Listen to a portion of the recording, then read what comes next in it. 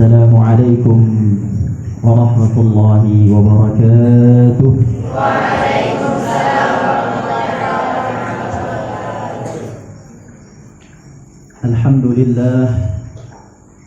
الحمد لله الذي جعل في السماء بروجا وجعل فيها سراجا وقمرا منيرا وجعل الليل والنهار خلفة لمن أراد أن يذكر أو أراد شكورا. الصلاة والسلام على نبينا وشفيعنا وقرة أعيننا محمد وعلى آله الطيبين الطاهرين إلى يوم اجتماع وحشر. Amma ba'du, yang sama-sama kita hormati, kita cintai, kita doakan Umi Hajah Susulawati yang mudah-mudahan Allah sehatkan fisiknya, Allah terima amal ibadahnya, dan Allah jawab semua doanya. Yang mudah-mudahan Allah panjangkan usianya untuk membersamai dan mendidik kita semua, amin ya rabbal alamin. Yang juga sama-sama kita hormati, kita muliakan para asatidzah wal ustadzat, al mudarrisin wal mudarrisat, al muallimina bin nasil khair wal muallimat, wa ala ra'sihim Ustaz Du'aul Hamdi, Ustaz Syukran Nasrullah, Ustaz Putra Galih Suhastra, Ustaz Irzatil Akmar, Fadilatul Syekh Ustaz Irfan, dan Ustazah Ela, Ustaz Fatimah, Ustazah Rahmawati Fauzia, dan seluruh Dewan Guru. Semoga Allah sehatkan, Allah kuatkan, Allah sabarkan, Allah angkat derajatnya dunyahum wa ukhrahum. Dan yang sama-sama kita hormati, kita muliakan adik dari Umi, Bule, Mami, Ustadz biasa memanggilnya, Om Saiful, Ustadz biasa memanggilnya.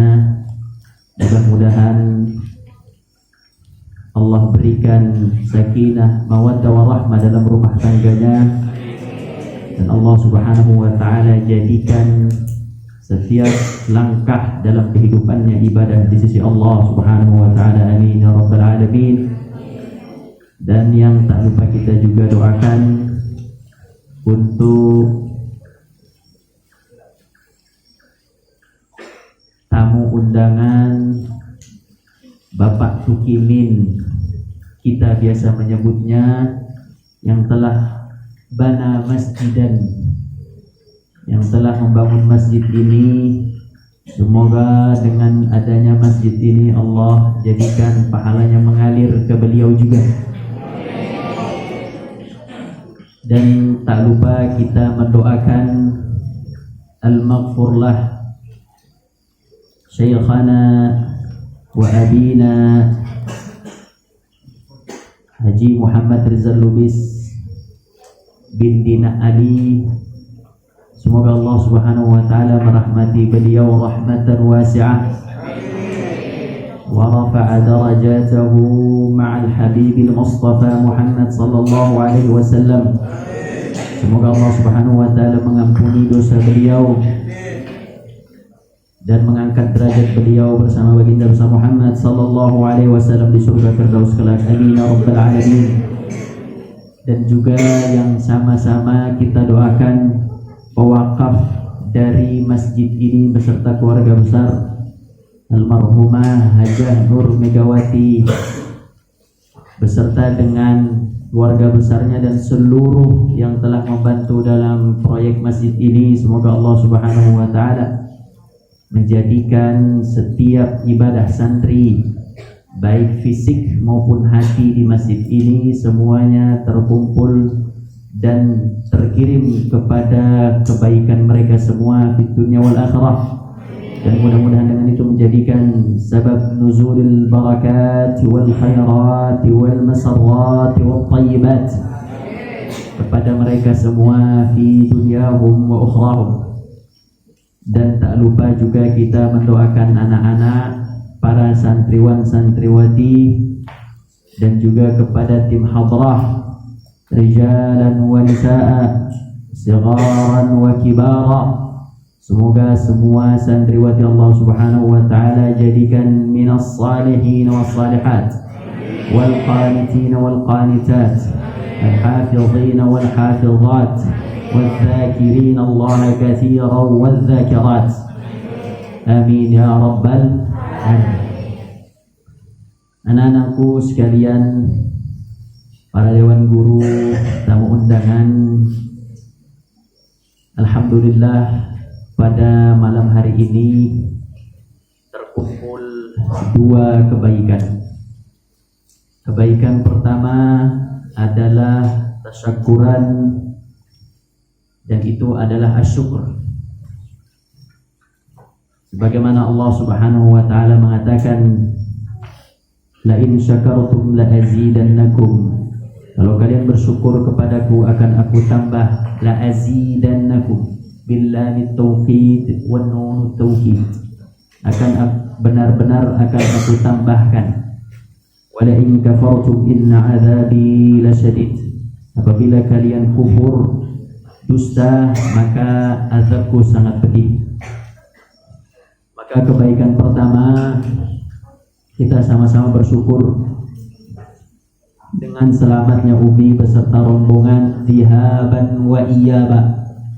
Mudah-mudahan amal ibadahnya diterima Allah, dan mudah-mudahan semua doanya diijabah Allah. Allahumma rfa' liman fi hadzal maqam ila baitikal mu'azzam fi hadzal 'am wa fi kulli 'am wa fi ahsani hal. Allahumma rfa'na kama rafa'ta nabiyyana Muhammadin sallallahu alaihi wasallam 'inda al-Isra' wal Mi'raj ila baitikal mu'azzam fi hadzal 'am wa fi kulli 'am wa fi ahsani hal. Mudah-mudahan Allah Subhanahu wa taala mengangkat kita semua ke Baitullahil Haram wal Masjidin Nabawi. Amin ya rabbal alamin. Maka syukur yang pertama adalah syukur beliau selamat, sehat walafiat, dan membawa kebaikan untuk kita semua. Dari sisi ruh didoakannya kita semua, dan dari sisi jasmani pun kita dapat merasakan ma'u zamzam, dan juga kurma serta apa itu nak? Kismis serta kacang Arab. Nah, kacangnya Umar, kacang silver coin, kama yaqulun. Kemudian kita bersyukur Umi telah selamat, dikarenakan ketika pesawat take off dari Saudi pulang dari Saudi menuju Jakarta, yang kurang lebih di dalam pesawat 9 jam, baru take off, naik dia pesawat 2 jam, Allah takdirkan salah satu jamaah umrah Allah panggil di atas pesawat. Meninggal dunia seorang ibu, dan alhamdulillah Umi dalam keadaan selamat beserta dengan Ustazah Rahmawati. Alhamdulillah.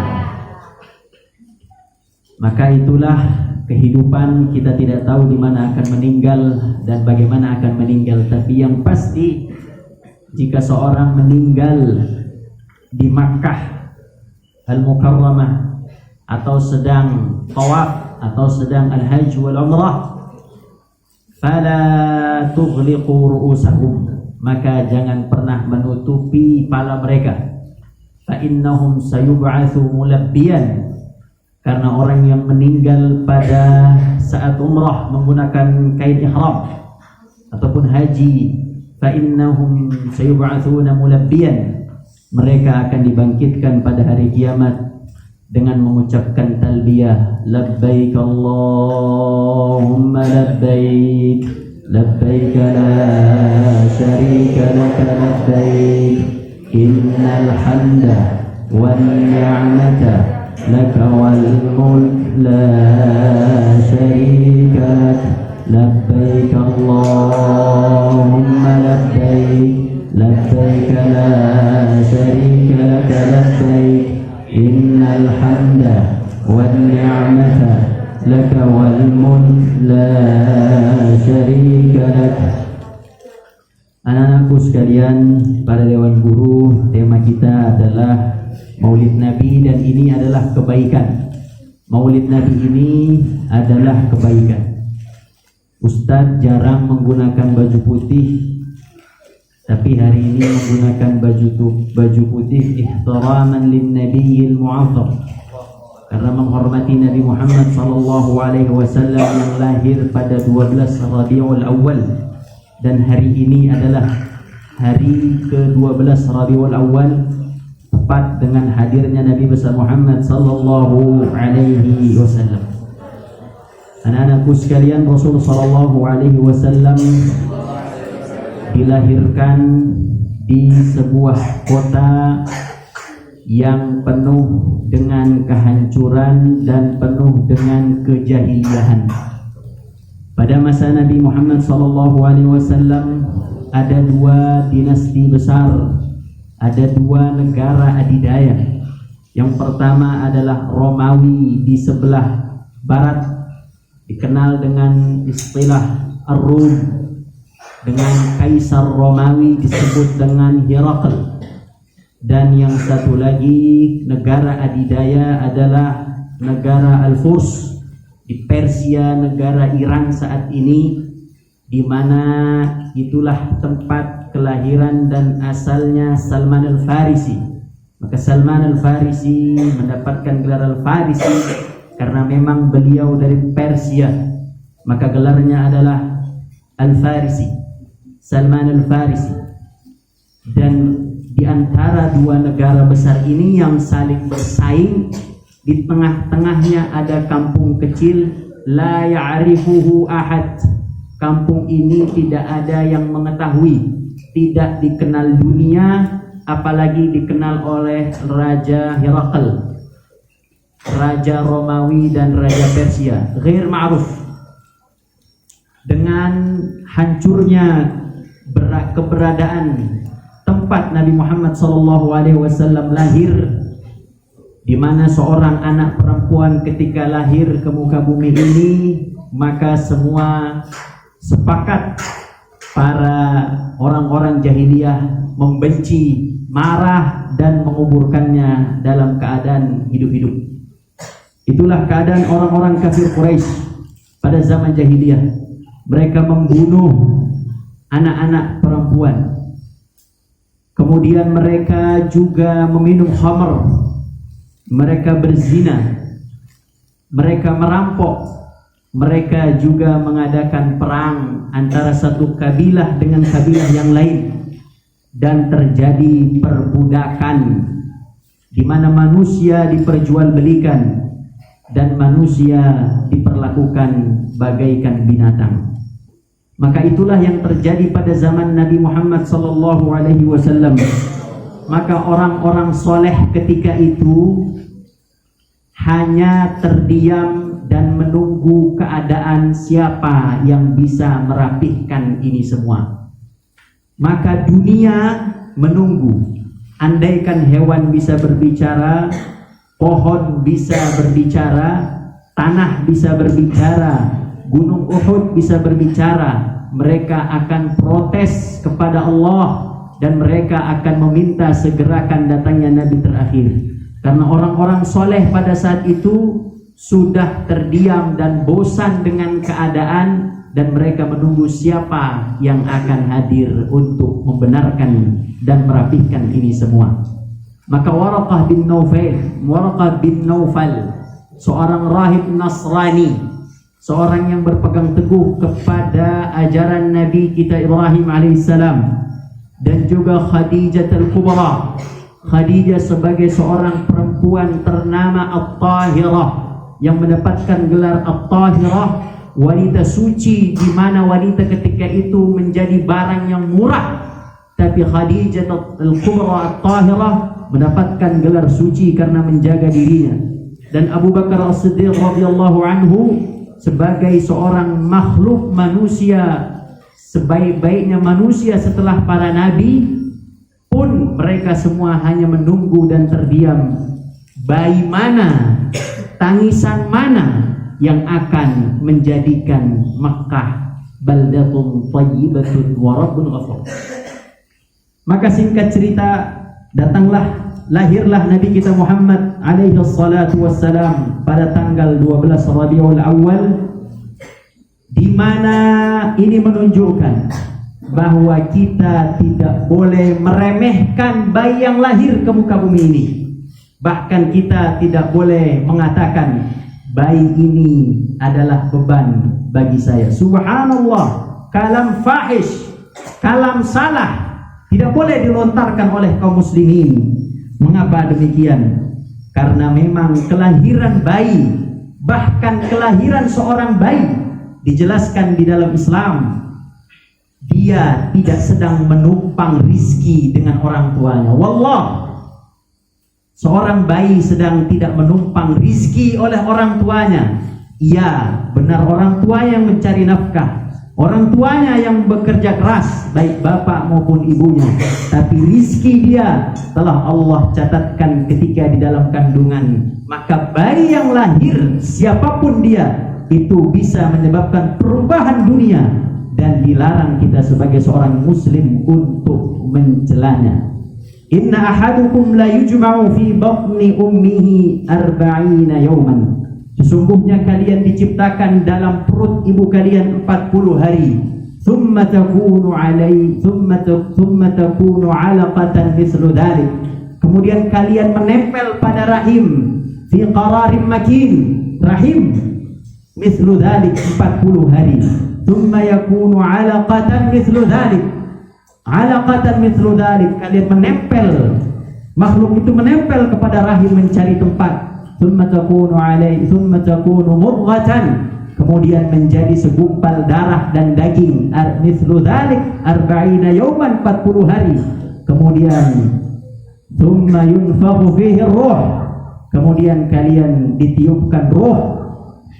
Wa yuktabu fihi rizquhu wa ajaluhu wa amaluhu asyaqiyyun am sa'id. Maka kalian dicatatkan oleh Allah Subhanahu wa taala amal kalian, rizki kalian, dan juga ajal kalian. Apakah kalian termasuk orang syaqiyun am sa'id?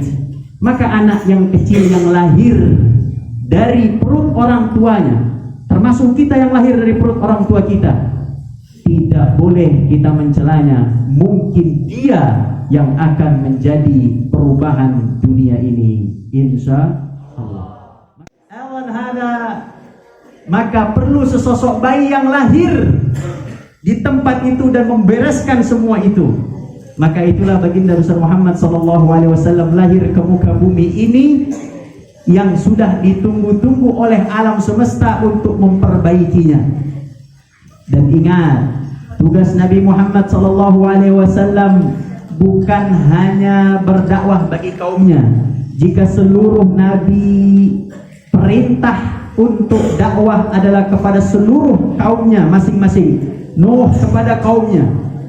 Maka Allah Subhanahu wa taala berkata di dalam Quran, di dalam surat Nuh yang pertama. Siapa yang bisa menjawab? Inna arsalna Nuhan ila qaumihi. Sudah pasti ila qaumihi. Musa mengatakan kepada kaumnya, ya qaumi. Isa berkata kepada kaumnya, ya Bani Israel. Lantas ulama menjelaskan mengapa Isa mengatakan ya Bani Israel, bukan mengatakan ya qaumi. Karena Isa lahir dari seorang perempuan, bukan seorang laki-laki, sehingga tidak dinisbatkan kepada kaumnya, tapi dinisbatkan kepada kaum yang diutus, yaitu Bani Israel. Tapi Nabi Muhammad SAW tidak pernah mengatakan kepada kaumnya ya qaumi, abadan. Beliau selalu mengatakan ayya ayyuhan nas, aminu billah, ayyuhan nas, ya ayyuhalladzina amanu. Tidak pernah beliau mengatakan ya qaumi, karena Rasul SAW satu-satunya nabi yang tugasnya sepenuh bumi. Wa ma arsalnaka illa rahmatan lil alamin. Tugasnya sepenuh bumi, bukan cuma ummal qura wa man haulaha, tetapi masyariqil ardh wa magharibaha. Muhammad alaihi salatu wassalam. Maka anak-anakku sekalian, Rasul sallallahu alaihi wasallam kita tahu kisahnya lahir dengan nasab mulia, Quraisy, nasab yang sangat mulia, keturunan Abdul Muttalib, keturunan yang mulia. Tapi keturunan yang mulia ini pun ternyata secara wujud tidak ada, karena beliau mati orang tuanya, bapaknya meninggal ketika beliau di dalam perut, dan ibunya meninggal ketika beliau 6 tahun. Inilah yang akan coba Ustadz bahas. Ayyuhal yatimin wal yatimat, ayyuhal yatimun wal yatimat. Kepada anak-anakku yang mungkin orang tuanya telah tiada, baik yang baru kemarin Allah ambil ataupun yang telah lama Allah ambil, ya'lamu fa inna rasulakum yatim. Ketahuilah bahwa rasul kalian itu adalah seorang yatim. Wa qala ulama, dan ulama menjelaskan asyaddu yutum. Al-yutum arba' anwa'.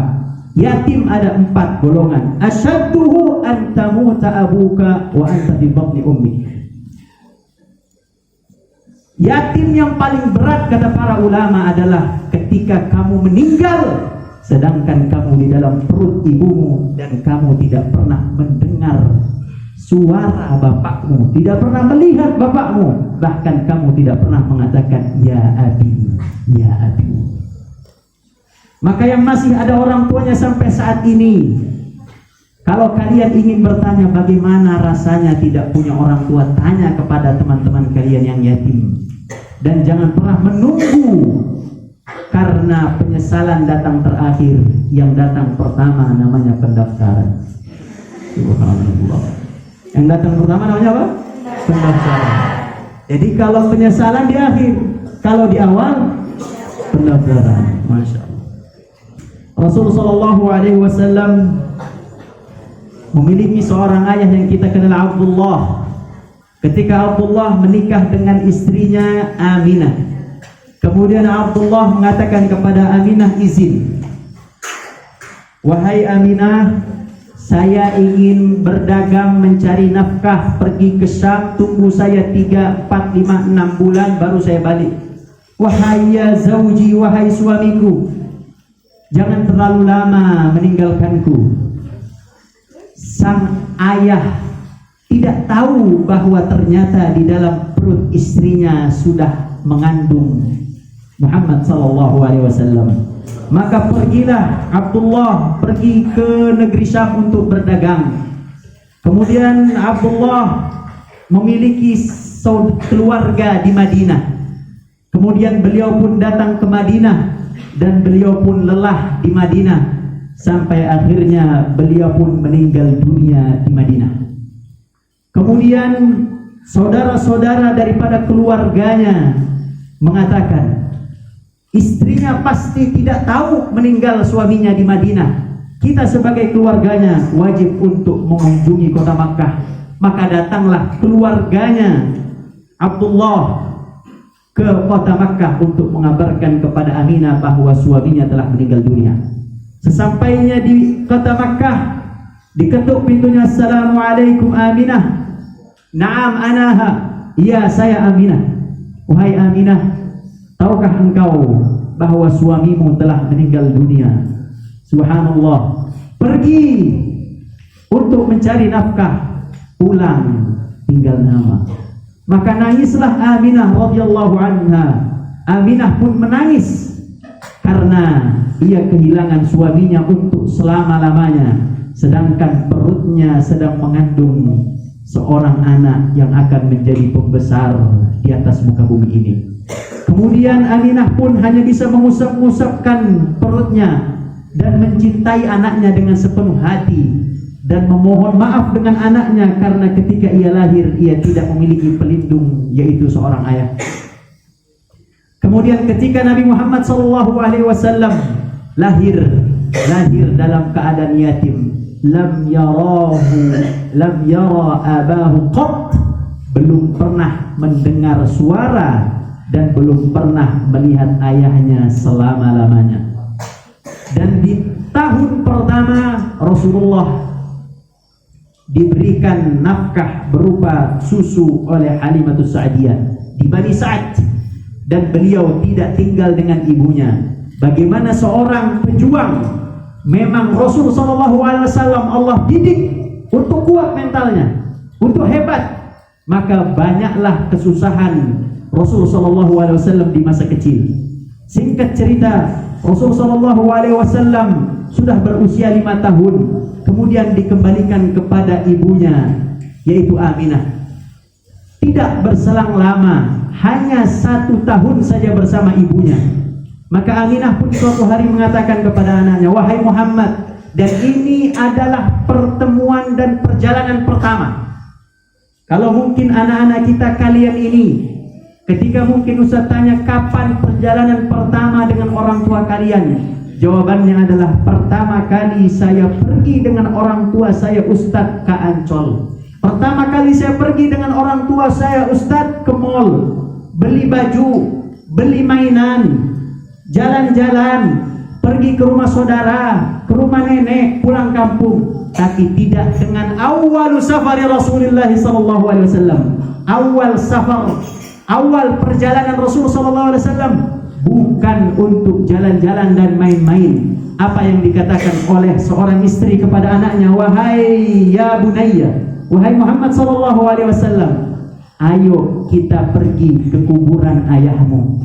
Subhanallah, perjalanan pertama Nabi Muhammad SAW ke kuburan ayahnya. Menyakitkan bukan? Sangat menyakitkan.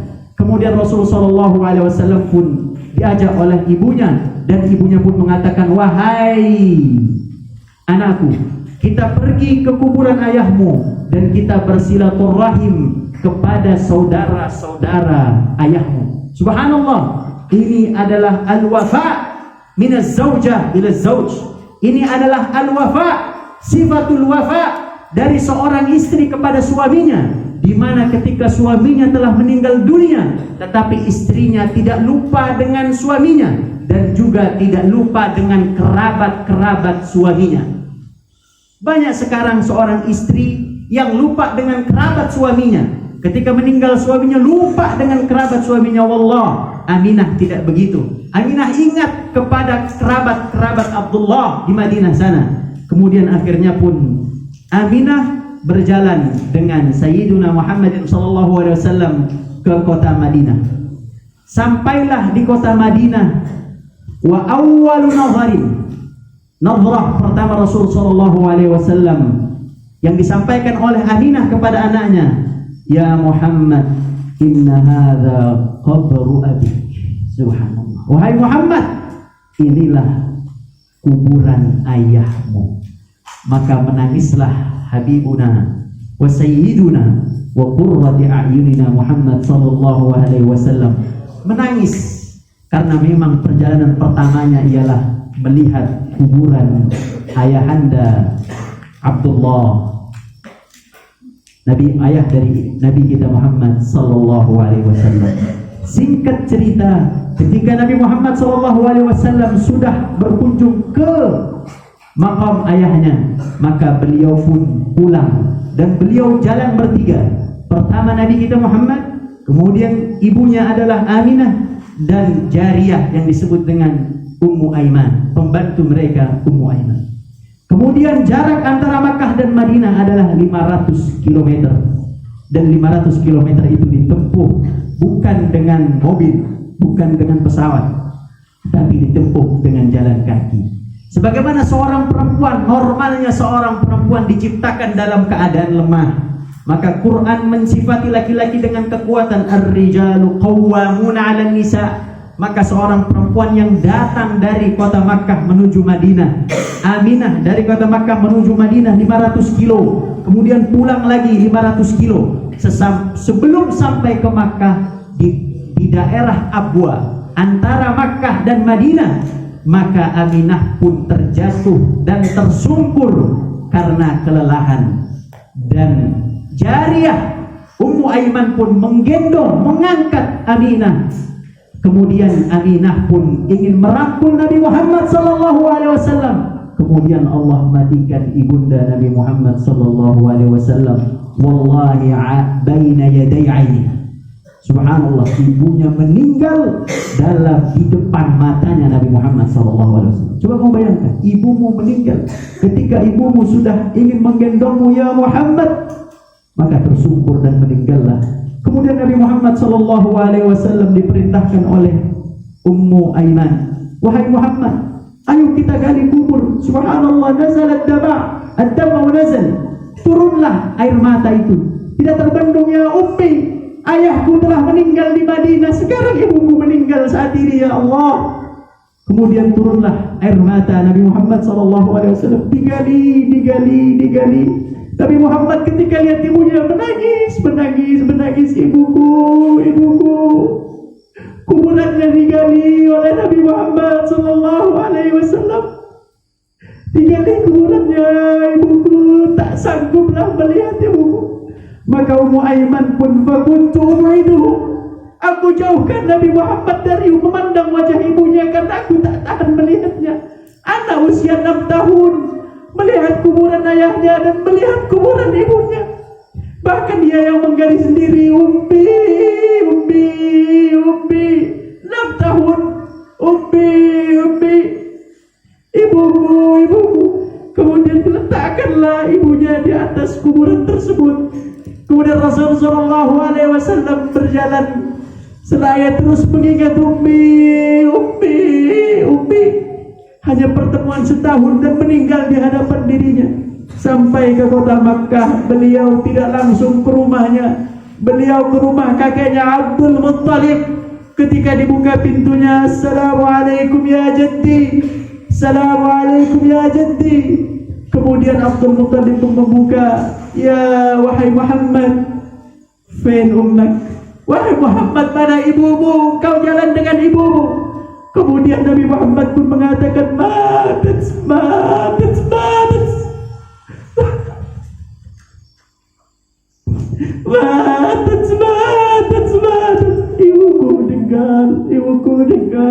Ibuku meninggal.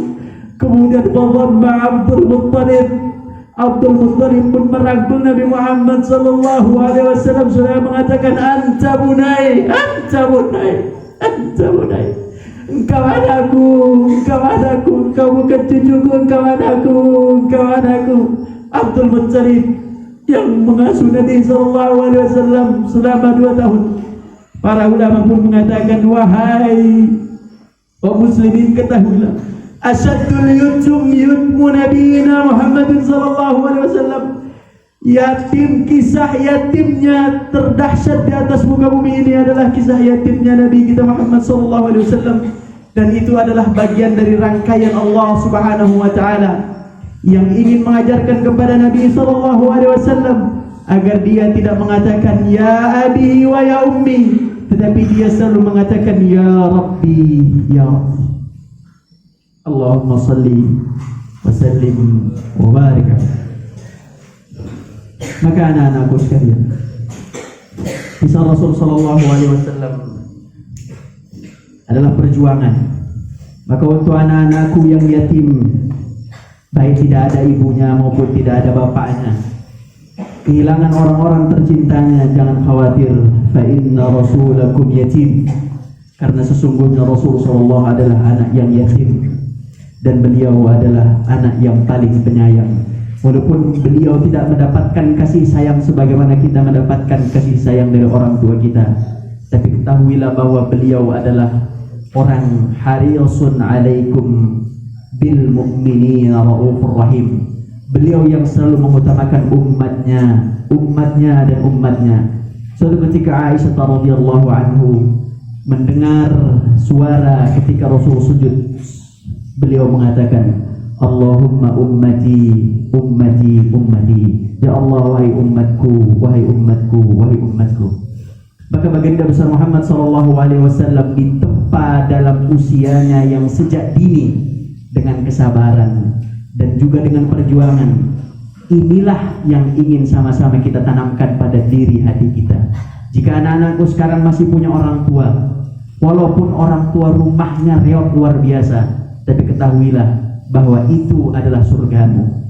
Ketika kita memiliki seorang orang tua, dan orang tua kita adalah orang tua yang mungkin tidak sehebat orang tua lain, jangan berkecil hati, karena Nabi Muhammad dilahirkan dalam keadaan yatim dan ibunya meninggal di hadapan beliau dan beliau usia 6 tahun. Maka anak-anakku sekalian yang masih memiliki orang tua, tolong orang tuanya disayang. Orang tuanya disayang dan jangan sampai kalian lengah lalai dengan orang tua kalian. Kalian bermain-main, bersenang-senang, tidak semangat dalam belajar.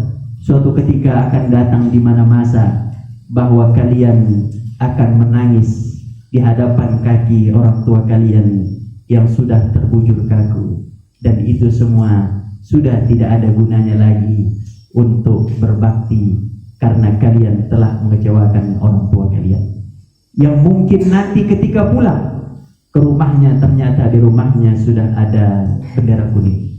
Maka apapun yang disampaikan oleh orang tua kalian, lakukanlah dan semangatlah sebagaimana seorang anak ketika belajar di luar, maka anak ini pun dipanggil oleh ibunya. Wahai anakku, ibumu sudah tua. Tak tahu kapan ibumu ini akan dipanggil oleh Allah. Ketika kamu terlalu jauh dariku, yang ada hanyalah penyesalan karena tidak melihatku ketika aku mati. Maka pulanglah anak tersebut mengikuti perintah daripada ibunya dan meninggalkan pembelajarannya, tapi dia mendapatkan kebaikan daripada berbakti kepada orang tua. Maka Rasulullah SAW di usia muda, ketika Rasulullah SAW di usia kecil ditempa dengan hebatnya, di usia muda Rasulullah SAW adalah orang yang pintar menjaga diri, di mana ketika itu adalah orang-orang menyembah berhala. Rasul, Abu Bakar, Khadijah tidak pernah sama sekali menyembah berhala. Maka anak-anakku sekalian ketahuilah, di saat ini pun Ustaz yakin kalian tahu, ketika kalian memegang handphone, berbagai macam tontonan dahsyat yang bisa menjerumuskan kita ke dalam neraka jahanam tertera di dalamnya. Dulu waktu Ustaz kecil, ketika dilarang oleh orang tua, tidak boleh kamu keluar nak, tidak boleh kamu nonton itu nak, tidak boleh kamu ikut itu nak, tidak boleh kamu main games nak, tidak boleh kamu ini dan itu nak, maka pintu dikunci rapat-rapat, anak pun tidak bisa keluar. Saat ini jangankan mengunci, filmnya sudah masuk ke dalam kamar, filmnya sudah masuk ke dalam kamar, gamesnya sudah masuk ke dalam kamar. Walaupun pintu dikunci, justru itu membuat mereka lebih buruk keadaannya. Itulah perbedaan zaman dulu dengan zaman sekarang. Dan zaman sekarang, ketika kalian insya Allah soleh di kalangan orang-orang juhal, soleh di kalangan orang-orang sufaha, soleh di kalangan orang-orang fusaq, orang-orang zalimun, maka kalian bagaikan badrun yang bersinar di malam hari menyinari kampung kalian. Kalian tahu dunia ini sudah mulai terbalik.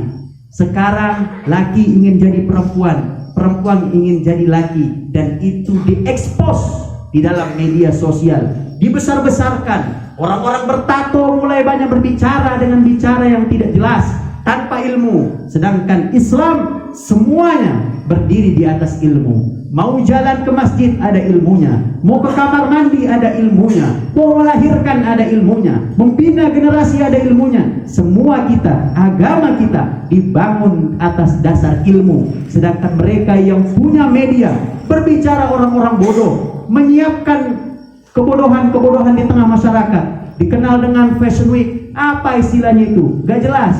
Laki berbalut baju perempuan, laki pakai tank top, kemudian udelnya ada belatung kelihatan, jalan-jalan dia, nggak tahu malu dia. Itu yang diekspos, dibesar-besarkan. Sudah bodoh dunia ini. Dunia ini sudah mau kiamat. Yang soleh dipendam, dipenjara, yang buruk ditampilkan ke atas muka bumi ini, karena memang tujuannya Tujuan mereka tidak lain dan tidak bukan adalah penghafal Quran. Yang paling pertama diteror adalah penghafal Quran. Yang paling pertama dibuat malu dan dibuat untuk membuka hijab dan dibuat untuk tidak lagi peduli dengan agamanya adalah para penghafal Quran. Para pesantren-pesantren itu adalah tujuan utamanya. Bagaimana mereka bisa merusak? Dimulai dengan media. Maka tidak jarang anak-anakku yang pulang dengan memegang media, tidak perlu 1 minggu, 2 jam pun sudah rusak dia, karena memang ini yang merusak. Maka oleh karena itu anak-anakku sekalian, ketika kalian soleh di kalangan orang-orang buruk, kalian seperti Nabi Muhammad yang baik di kalangan orang-orang buruk. Amin ya rabbal alamin. Maka ketika Nabi SAW di usia remaja, tidak pernah beliau untuk melakukan keburukan. Allah jaga dan beliau menjaga dirinya. Mengapa? Karena orang besar, ketika dia besar, jangan sampai ada cacat ketika dia muda, yang dengan itu menjadi dia tertuduh di masa mudanya. Rasulullah SAW ketika masa muda, beliau hanya dihiasi dengan akhlak. Beliau beribadah di sebuah gunung berdiam diri, kemudian beliau tidak pernah melakukan keburukan, sehingga beliau tidak pernah cacat. Yang dikenal dengan Nabi Muhammad selama beliau sampai umur 40 cuma 4. Semuanya baik. Siddiq, amanah, tabligh, fatanah, tidak ada lain.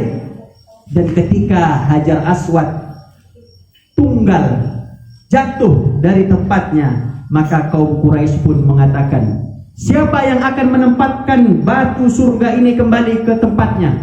Kemudian mereka saling berlomba, kami. Yang lain mengatakan, tidak, kami lebih berhak. Tidak, kami lebih berhak. Semuanya berdebat sampai akhirnya mereka sepakat, baiklah, kalau kita begini kita akan berantem. Oleh karena itu kita ingin besok awwalu man yadkhul hadzal bait huwa alladhi wada'a Hajar Aswad. Besok orang pertama masuk ke dalam masjid ini, Masjidil Haram, dia yang paling berhak untuk mengangkat Hajar Aswad ke tempatnya. Kemudian ternyata yang pertama kali masuk ke dalam Masjidil Haram adalah Nabi Muhammad SAW. Masuklah Nabi Muhammad SAW dan diketahui oleh orang-orang Quraisy ketika itu. Kemudian dengan bi'adalatin Nabi, dengan keadilan Nabi, wa bihikmatihi, dengan hikmahnya dan kebijaksanaan Nabi SAW, beliau tidak ingin meletakkan batu itu sendiri, tapi beliau mengambil sebuah kain. Diambillah sebuah kain, kemudian diambillah batu tersebut. Maka setiap ujung daripada kain tersebut dipegang oleh masing-masing kaum, seraya semua kaum mengangkat dan menempelkan kembali Hajar Aswad. Nabi kita Muhammad SAW di usia mudanya sangat cerdas, sangat berperi kemanusiaan, sangat bijaksana. Itulah Nabi Muhammad SAW. Masuk usia 40 barulah beliau berdakwah, dan ketika beliau berdakwah barulah beliau dicaci di situ. Dan ketika beliau dicaci pun caciannya semuanya tidak ada yang benar, semuanya salah. Qalu innaka lamajnun. Nabi Muhammad dikira gila, tapi hebatnya tidak satu pun celaan kepada Nabi Muhammad adalah di masa mudanya. Nabi Muhammad, ente dulu pernah ngutang belum bayar. Nabi Muhammad, ente dulu pernah nyontek sama ini. Nabi Muhammad, tidak ada. Karena masa mudanya bersih, tidak ada cacat. Maka kalian anak-anakku sekalian, calon pembesar, jangan cacatkan nama kalian di masa muda.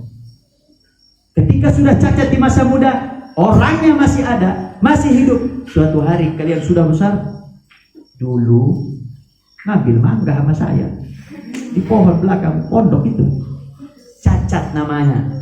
Maka jangan pernah mencacatkan nama. Kalau mau jadi pembesar, jangan, jaga nama baik kalian di masa muda. Nah, kan sekarang mulai tunjuk-tunjuk, belakang tunjuk-tunjuk kan, kan, pernah ngambil pulpen ya, nggak ganti, ngutang belum bayar, cendol 2000 nggak bayar, Allah kan.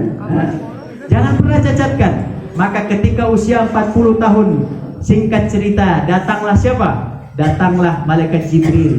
Menemui siapa? Menemui Nabi Muhammad SAW. Kemudian Nabi Muhammad pun lari kepada istrinya.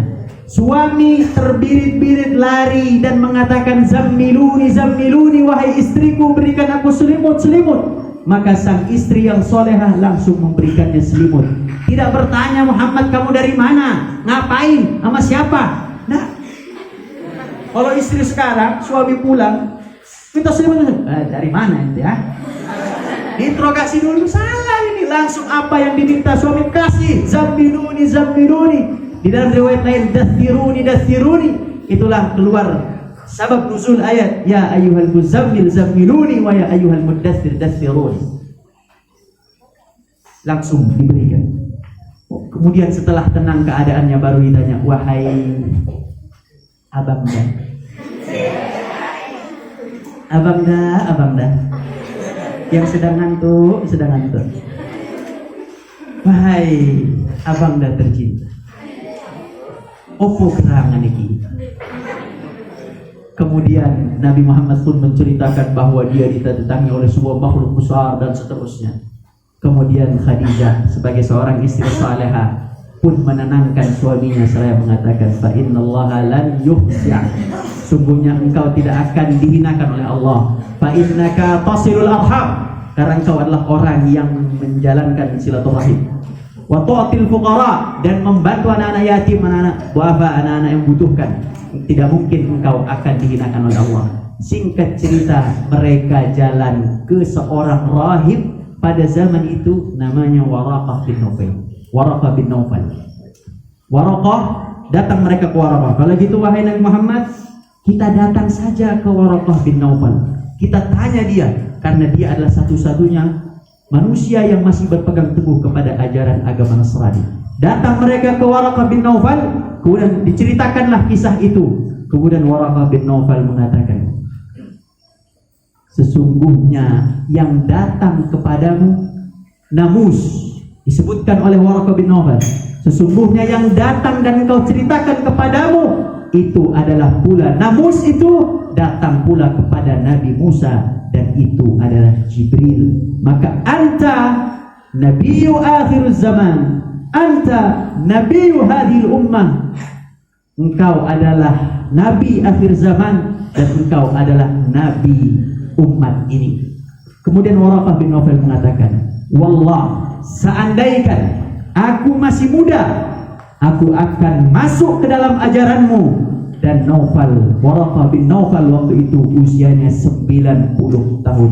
Beliau mengatakan, andaikan aku hidup di masa itu dan aku masih muda, aku akan membantu perjuanganmu Muhammad SAW. Dan setelah itu seminggu, tidak jauh dari itu, Waraqah bin Naufal pun meninggal dunia. Maka pesan dari Waraqah bin Naufal kepada kita semua, andaikan beliau muda, beliau akan mati-matian membantu Nabi. Karena Waraqah bin Naufal mengatakan, engkau tercatat dalam kitab Injilku bahwa engkau akan diusir dari kaummu karena engkau mendatangkan sebuah kebenaran.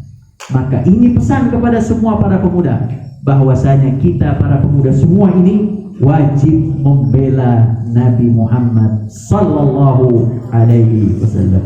Tala'al badru alaina min thaniyatil wada wajaba syukru alaina mada'a lillahi ta'ala.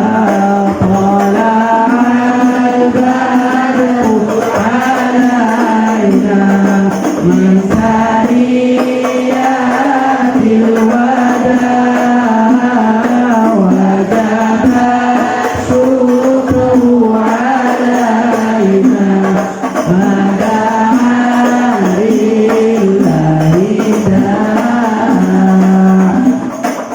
Maka pesan-pesan yang terakhir, satu, untuk anak-anakku yang mungkin tidak sebaik saudaranya, tidak sebaik temannya, tidak ada orang tuanya, jangan khawatir, kalian sedang ditempa oleh Allah untuk menjadi orang besar.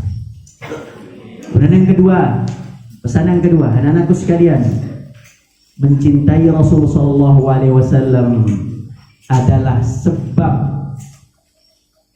diberkahinya seorang manusia. In kuntum tuhibbunallah fattabi'uni yuhibbukumullah. Kalau kalian cinta kepadaku, maka ikutiku, maka Allah akan mencintai kalian. Tidak boleh ada nama orang tua dalam hati, ada nama istri, anak, suami dalam hati, ada nama kakek, cucu, saudara, kekasih, siapapun tidak boleh sebelum masuknya nama Nabi Muhammad sallallahu alaihi wasallam. Semua mengatakan assalamu alayka ya abati ya Rasulullah.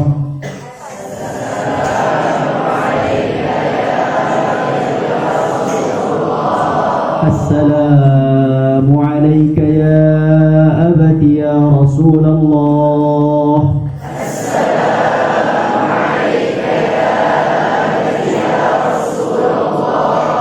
Assalamu alayka ya abati ya Rasulullah.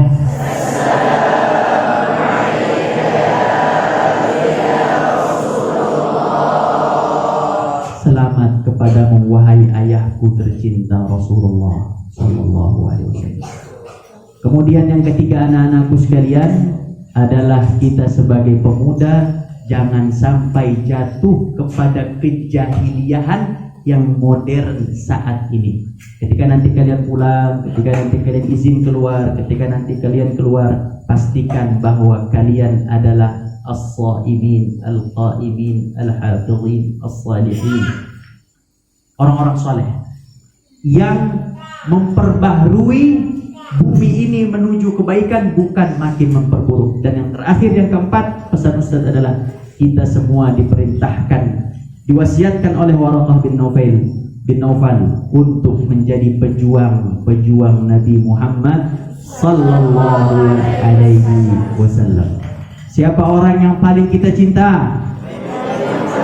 Siapa orang yang paling kita cinta? Cinta orang tua apa cinta Rasul? Rasul dulu apa orang tua dulu? Rasul dulu apa orang tua dulu? Orang tua dulu apa Rasul? Rasul dulu, jangan yang lain. Itulah mengapa Umar radhiyallahu anhu ditegur oleh Rasul sallallahu alaihi wasallam, wahai Umar, man ahabbun nas ilaik? Siapa orang yang paling kau cintai? Kemudian Umar pun menjawab, orang yang paling aku cintai adalah diriku sendiri. Tsumma anta ya Rasulullah. Kemudian Rasul pun mengatakan, kalla ya Umar, tidak begitu wahai Umar. Sesungguhnya imanmu tidak sempurna sampai aku lebih engkau cintai dibandingkan engkau mencintai dirimu sendiri. Kemudian Umar pun mengatakan, al-ana ya Rasulullah, sekarang ini ya Rasulullah, sungguhnya engkau lebih aku cintai dibandingkan diriku sendiri. Maka para sahabat sering mengatakan, bi abi anta wa ummi ya Rasulullah. Banyak hadis, banyak riwayat mengatakan itu, bi abi anta wa ummi ya Rasulullah, demi bapak dan ibuku engkau ya Rasulullah.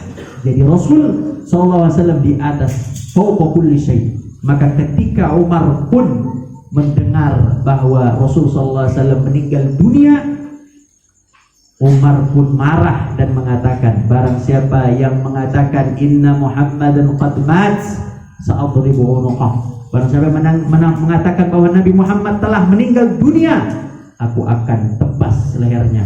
Karena Umar tidak terima orang yang paling dicintainya meninggal dunia.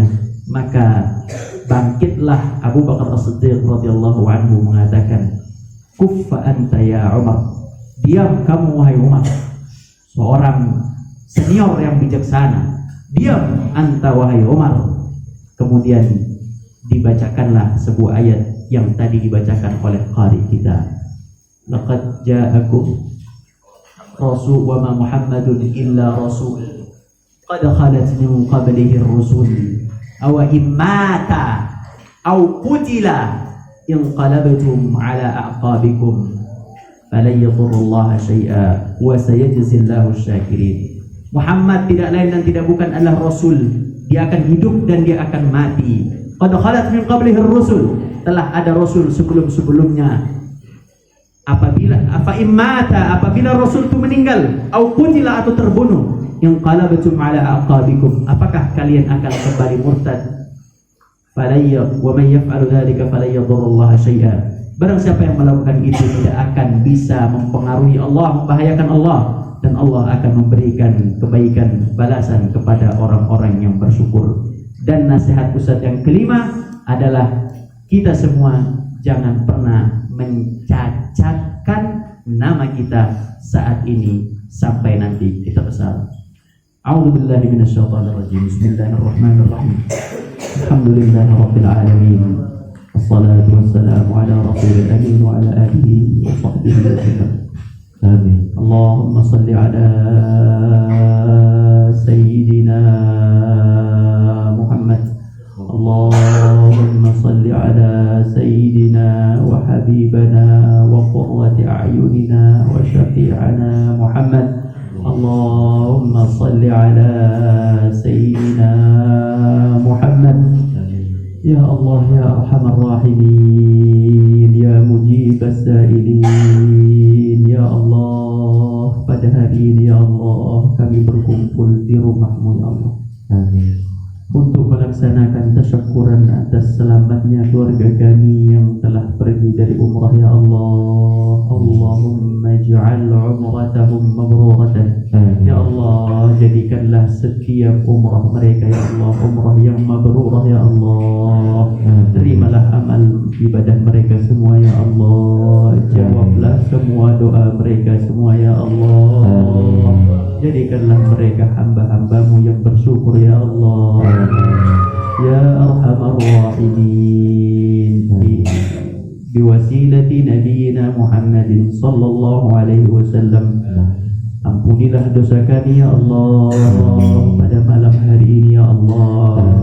Kami memperingati maulid Nabiil Karim Muhammad sallallahu alaihi wasallam yang telah berjuang dengan sangat luar biasa ya Allah, jiwa dan raganya ya Allah. Beliau adalah panutan kami ya Allah, yang telah Engkau sebutkan dengan uswatun hasanah. Ya Allah, jadikanlah kecintaan kami ya Allah kepada Nabi Muhammad kecintaan terbesar kami setelah mencintai dirimu ya Allah. Jadikanlah kami ya Allah orang-orang yang bertakwa ya Allah, yang khusyuk dalam ibadah ya Allah. Allahumma tahhir qulubana, Allahumma tahhir qulubana, Allahumma tahhir qulubana. Ya Allah, bersihkanlah hati kami ya Allah dari sifat riya, sombong, dengki, iri hati, dendam, suudzon dan semua penyakit hati ya Allah. Ya arhamar rahimin, jadikanlah hati kami ya Allah seperti hati Nabi Muhammad sallallahu alaihi wasallam. Jadikanlah akhlak kami ya Allah seperti akhlak baginda besar Muhammad sallallahu alaihi wasallam. Jadikanlah kesabaran kami ya Allah seperti kesabaran Nabi Muhammad sallallahu alaihi wasallam. Amin. Ya arhamar rahimin, ya arhamar rahimin, kumpulkanlah kami beserta dengan Rasulullah sallallahu alaihi wasallam ya Allah. Amin. Bisa bersebelahan dengan beliau ya Allah. Amin. Bisa berjabat tangan dengan beliau ya Allah. Bisa minum dari kautsarnya ya Allah. Amin. Bisa melihat beliau ya arhamar rahimin. Izinkanlah kami untuk melihat Rasul kami ya Allah. Amin. Kami rindu dengan Rasul kami ya Allah. Kami rindu dengan Rasul kami ya Allah. Kami rindu dengan Rasul kami ya Allah. Jangan pisahkan kami ya Allah dengan Rasul kami. Jangan pisahkan kami dengan Rasul kami di dunia maupun di akhirat ya Allah. Pertemukanlah kami dengan Rasul kami ya Allah. Masukkanlah kami ke dalam barisan umat Nabi Muhammadin sallallahu alaihi wasallam. Masukkanlah kami ke dalam suhuf umat Muhammadin sallallahu alaihi wasallam. Di mana semua makhluk-Mu ya Allah minta pertolongan kepada Nabi Adam dengan syafaatnya. Nabi Adam pun menolak ya Allah. Meminta kepada Nabi Ibrahim pun mengatakan nafsi, nafsi. Meminta kepada Nabi Nuh pun mengatakan nafsi, nafsi. Meminta kepada Nabi Musa dan Isa pun mereka mengatakan nafsi, nafsi, jiwaku, wahai jiwaku. Semua umat minta kepada Nabi besar Muhammad sallallahu alaihi wasallam. Seraya beliau mengatakan ana laha, ana laha. Akulah yang akan memberikan syafaat, akulah memberikan syafaat kepada umatnya sallallahu alaihi wasallam. Masukkanlah kami golongan kepada orang-orang yang menerima syafaat Rasulullah sallallahu alaihi wasallam. Masukkanlah kami ke dalam golongan orang-orang yang menerima syafaat Rasulullah sallallahu alaihi wasallam. Masukkanlah kami ke dalam syafaat orang menerima syafaat Rasulullah sallallahu alaihi wasallam. Jadikanlah kecintaan kami ya Allah di dunia ini ya Arhamar Rahimin bisa mengunjungi makam Nabi Muhammad di Masjid Nabawi ya Allah. Jadikanlah kami ya Arhamar Rahimin kecintaan kami kepada Nabi Muhammad sallallahu alaihi wasallam dengan melaksanakan Maulid Nabawi ini ya Allah. Sebab kami dipanggil oleh-Mu ya Allah fi hadzal 'am wa fi kulli 'am wa fi ahsaniha li ziyarati Muhammadin sallallahu alaihi wasallam. Li ziyarati Muhammadin sallallahu alaihi wasallam. لزيارة محمد صلى الله عليه وسلم وأصحابه في بدر وأصحابه في أحد وأصحابه في تبوك وأصحابه في خندق برحمتك يا أرحم الراحمين يا أرحم الراحمين يا مجيب السائلين وصلى الله على النبي الأمي وعلى آله وصحبه وسلم وآخر دعوانا الحمد لله رب العالمين. الفاتحة. الشيطان الرجيم. بسم الله الرحمن الرحيم. الحمد لله رب العالمين الرحمن الرحيم مالك يوم الدين إياك نعبد وإياك نستعين الصراط المستقيم صراط الذين أنعمت عليهم غير المغضوب عليهم ولا الضالين. Semuanya berdiri minta maaf kepada guru-gurunya. Sallallahu ala Muhammad sallallahu alaihi wasallam. Sallallahu ala Muhammad sallallahu alaihi wasallam. Sallallahu alaihi satu majukan salam sallallahu alaihi wasallam. Maju sallallahu ala Muhammad sallallahu alaihi wasallam. Duduk di depan. Sallallahu ala Muhammad sallallahu alaihi wasallam. Sallallahu ala Muhammad sallallahu alaihi wasallam. Sallallahu ala Muhammad sallallahu alaihi wasallam. Sallallahu ala Muhammad sallallahu alaihi wasallam. Sallallahu ala Muhammad sallallahu alaihi wasallam. Sallallahu ala Muhammad sallallahu alaihi wasallam. Sallallahu ala Muhammad sallallahu alaihi wasallam. Sallallahu ala Muhammad sallallahu alaihi wasallam. Sallallahu ala Muhammad sallallahu alaihi wasallam. Sallallahu ala Muhammad sallallahu alaihi wasallam. Sallallahu ala Muhammad sallallahu alaihi wasallam. Sallallahu ala Muhammad sallallahu alaihi wasallam. Sallallahu ala Muhammad sallallahu alaihi wasallam. Sallallahu ala Muhammad sallallahu alaihi wasallam. Sallallahu ala Muhammad sallallahu alaihi wasallam. Sallallahu ala Muhammad sallallahu alaihi wasallam. Sallallahu ala Muhammad sallallahu alaihi wasallam. Sallallahu ala Muhammad sallallahu alaihi wasallam. Sallallahu ala Muhammad sallallahu alaihi wasallam. Sallallahu ala Muhammad sallallahu alaihi wasallam. Sallallahu ala Muhammad sallallahu